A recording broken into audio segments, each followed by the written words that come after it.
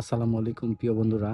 বন্ধুরা যে দেখতে পারছেন আমি আছি এখন গাজীপুর এলাকায় কাপাসিয়া। গাজীপুর কাপাসিয়া এলাকায় আসছি। এটা আমার বসের শ্বশুরবাড়ি, মামার শ্বশুরবাড়ি।